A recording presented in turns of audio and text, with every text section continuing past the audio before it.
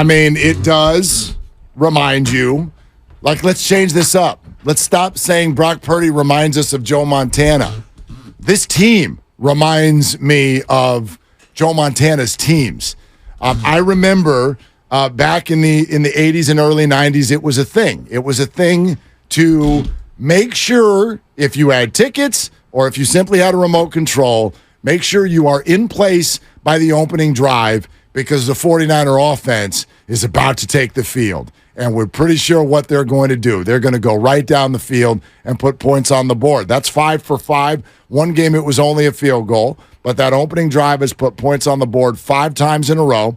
The opening drive for the other team 5 times in a row has put nothing on the board. And therefore, it's we get the ball, you get the ball, and boom, we've got a major advantage in this football game. It means we've got the ball back in our hands and we've already got a lead.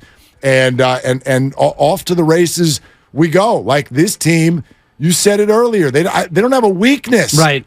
And so this is reminding me of the feeling of the 80s when you watched a game and the confidence that you would have, not just that the Niners would win, but that at every time the ball is released by your quarterback, it's going to land in a pretty good spot, probably in the arms of one of your receivers. The confidence that you feel right now after last night as a 49er fan, I do not think you have felt in 30 years. That could be absolutely true. And I'm thinking about the great teams that Shanahan have had and that Harbaugh had going all the way back to the last Super Bowl title, which is almost 30 years ago. I don't remember the Shanahan great teams ever feeling like this, and even the Harbaugh teams where once Kaepernick was rolling and you had that nasty defense, you felt confident, but this team feels like and looks like they can't be beaten. Now, can they beat themselves? Absolutely. I don't know what team out there, and we can start looking at the Philadelphia game and we can count down to that. Luckily, we have many more games between now and then, and they're favored by 5 on Sunday at Cleveland. I think it opened at 3 and it already jumped up to 5. And you may want to get to it now if you want to bet the Niners, because I think that number is going to keep going up, even though Cleveland is at home off a bye, which is a big advantage. This team is humming to the point where you're right, Mark. I don't remember when I felt this confident. Even when McCaffrey fumbles inside the deep red zone, you weren't thinking, oh, boy, this is going to turn the game around. No, I was thinking the Niners have the Cowboys have the ball at the 1, and this is probably about to be a safety. That's honestly, exactly. I'm like, oh, okay, it'll be 9-0 instead of 14-0. That's a bummer. And yeah, they did. If I remember correctly, that's the third down that ended with the Warner sack of Dak Prescott, and so boom, you had to punt from your own end zone. And 2 minutes later, George Kittle is flying down the right sideline to make it 14-0. It was the very next play. It was stress-free. Yeah, Ray returns it to about the 38 with a great punt return. And then you go for the little okey doke with the double handoff pitch back to Brock. Touchdown. So one play. So pretty. And it was, 14-0 night. How many times this year have you been stressed during a game? I don't think at all. Like that angst. And what I mean by that is that angst feel of like, okay, we need this drive. Or like, ooh, this is getting a little uncomfortable. For me, the only game that even mildly presented it was the Rams game. It was the only game that even mildly presented it, where I think when the Rams went up with their third score and I think it was early in the second half. I'm trying to remember. That's a few games ago now. But when they went up, you sort of felt frustrated. Like, God, hey, man, the Rams are moving the ball. End of the second quarter. There you go. They go up 17-10. That's what it was. Kyron Williams, right? Yes. He goes in, and you're like, man, come on, Niner D. What are we doing here? Still didn't feel like they were going to lose the game, but there was a frustration there, that angst that you feel as a fan. And that's it. That's the only time all year. I mean, I was super thankful for it last night because, as you know, we're doing the show in the middle of the game, and it gets hard to focus and whatnot. And if you've got these plays going if it's okay, the Niners are lining up for a field goal, they're down by 1 in the fourth quarter, it gets super hard to focus. But man, this thing got easy fast, and I'll admit one right and one wrong, which is that I had a feeling Vegas knew that at least one of these offenses was going to boogie with that over-under being 45. It did not feel right, and the Niners almost covered it themselves. But where I was wrong, by no means did I think that this was going to be an absolute runaway, like a total outclassing of an opponent. I did not see that coming at all. Yeah, 42-10, and it really wasn't that close. If the Niners needed to score 50, they could have. Easy. I'm looking at the snap count just to see how much Sammy D we got. But if you're a Sam Darnold guy, you got a healthy dose in there. How early in the fourth quarter did he come in? Just in terms of time. I think with about 10 minutes left. Dude. I think I would have to. I tell you what, like some of the Niner players in the locker room last night were almost. It was like they were forced into a spot where, like, okay, we don't want to say too much because we don't want to, gloat on them as they're leaving town. But it was embarrassing. Yeah, they all sat down. This was a Durant Warriors game. The fourth quarter need not apply. All the good players of the Niners are like, yeah, let's just go sit down. 12:50 to go. Jeez. The pass from Dak picked off by Oren Burks. And at that point, it's Mason, TDP, Sammy D. Let's do this. Unbelievable, because Kyle, as he's been criticized for, leans in the direction of, I'm keeping my guys in a little bit too long rather than too short. I'm not going to assume a game is over.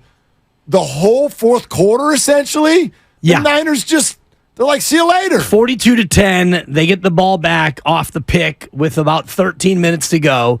And at that point, you're up by 32 points, which is 5 scores. You feel pretty good, but you're right. Kyle, in the past, has tended toward, let's get this thing down under 5 minutes, and then we can go to the bench. But Mason, TDP, Sammy D, Mitch with a couple of chances just to punt and stay fresh, and we'll see you in Cleveland. I'm addicted to this team. I'm addicted to them. And let's go to Mark. Hi, my name's Mark, and I'm a Niner-holic. Thank you. I'm gonna. This is my first meeting, and I know the first step is admitting that you don't have a problem. Have any problems? Exactly. I am addicted to this football team, not because they score a lot of points, not because it feels like they've got the answer at every position, but because of what they sound like before and after the game.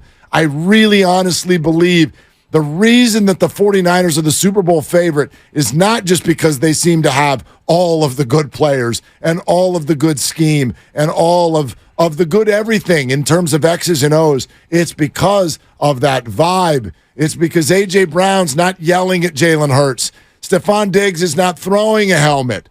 CeeDee Lamb is not telling reporters to F off in the locker room. Guys that make tons of money and are incredibly talented, the most talented people at their position in the world, are totally fine with the other guy getting the shine. That is special. It's rare. That does not happen in sports, and that is why I am addicted to this football team. It's just a fun watch, and if you're a fan of the team, it's football porn. And if you just like football and you have no real interest in who wins or who loses, you can't help but enjoy watching the way they go about it. They block well. They run the ball incredibly efficiently. Their quarterback is, like you said, neither dink nor dunk was allowed into Levi's Stadium. The guy sets back. He makes the right throw. He throws a beautiful ball. Brandon Ayuk and the routes that he runs.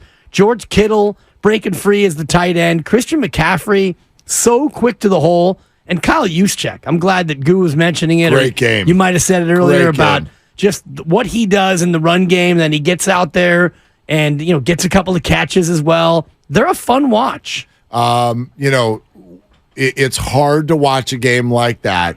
And I feel like we've been fighting this for 2 months already, which is getting ahead to the Super Bowl.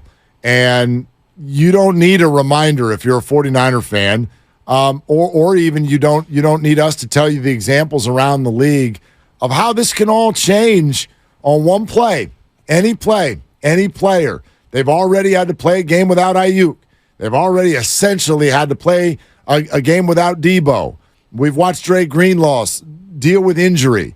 Aaron Banks dealing with injury. Drake Jackson now dealing with injury. Nick Bosa not quite ready to go, what have you. It can all change in an instant. So I'm still, like, my mind doesn't really go to the Super Bowl. It's more of a general sense, which is the feeling that if blessed with the breaks that you need in order to have at least most of your team intact for most of the way, it is hard to imagine this team getting stopped. Right now, it's hard to even imagine them getting stopped on a Sunday. Maybe in Philadelphia? I mean, and it's football, so, like... You never know. Sure, I would still bet, like, they're going to stub their toes somewhere along the way. Maybe it'll be this weekend. Like, I could see that. Cleveland's a really good defense. Yeah, well-rested, coming off a bye at home. But, Deshaun Watson's moving the ball on these guys? I don't see it. I doubt it. Yeah, and I really doubt it. As good as Cleveland's defense is, and statistically, and we'll get into it all throughout the course of the week, statistically, they are the league's best defense in certain metrics, but... I look at how this offensive line is working as a 5-person unit and the way they run the ball with the laminated play sheet and the 21 personnel, Juszczyk leading the way if he needs to, flash him up as a tight end, Kittle's a blocker, Debo loves to block, Ayuk can block. The way that this team goes about running the ball, they take your soul. They take away your will to want to compete with long drives and physical runs. 888 957 9570. That is the number. It is a Victory Monday. So it's what'd you think? You can call in with anything you want. Comcast business text line as well. And good afternoon to our very large audience on Twitch and YouTube. Thank you for watching, for commenting as you do. Let's interact on this thing. What'd you think? But at a little bit of a deeper level, I also think this, and today is about, as we've said, that today is about the whole team. It's not about any sort of a Brock Purdy debate, because quite frankly, there is no debate. If you needed to draw on a piece of paper what Brock Purdy and the 49er offense needed to do in order to sort of put a bow on the conversation, stick it in the mail, and send it to Siberia, it was last night's game. It was that one because, A, Sunday Night Football. B, you're going up against supposedly one of the best defenses in football. Rivalry game, big emotion, all of that. But did you also notice no massive, overwhelming game for Christian McCaffrey? And even the big plays did not come because he tossed the ball out to Debo in the flat and then Debo ran 65 yards. This was downfield passing on a dime, on time, with accuracy. NFL throws, like throws that would make Mahomes and Allen blush, were happening on almost every drive. Total control, 4 touchdown throws, 0 interceptions. The questions are over. The questions have been answered. And we can move on. We can move on. We don't need to see more. The 49ers have their quarterback for many, many years to come. Simply that he has provided health like any NFL player. Yeah. But they have got themselves one of the NFL dudes. Yeah. That's decided. It's been decided for many people long before last night, but you mentioned the national stage, 17 of 24, 252 and 4 touchdowns, and still, I don't even have to knock on wood about the interception count because he hasn't thrown one. And, I guess we could theorize that eventually he will throw one, but I don't even want to say that because he may not ever throw an interception. It's possible. Or lose a game. What do they ever? They have 2 turnovers now as a team with the Christian McCaffrey fumble. The Purdy fumble and the C-Mac fumble. They fumbled twice in 5 games, and that ends the list of turnovers. So they're efficient. They protect the ball. He spread it around yesterday. Nobody had more than 4 catches on that offense. Yep. It was Ayuk and Juszczyk with 4. Kittle gets a little taste. Like you said, it wasn't a CMC heavy game. 69, actually 51 yards on the ground. He did enough on the ground to keep things moving. It was a Purdy game. Yes. Yeah. You want to look at the offense and go, okay, who stood out? It was the quarterback. Yeah. The quarterback and the tight out. end, thankfully, for my fantasy team. Oh, good for you. Monster week, and I'm still going to lose. Jeez. Lubman's got me. Lubman needs Who did Christian he have? Who did he have? Jamar Chase. Oh, that's why you 7-11. And you didn't have DJ Moore? or Justin I got Fields. 171 points right now. And you're going to lose? It looks like That's it. ridiculous. Rough. Bad beat.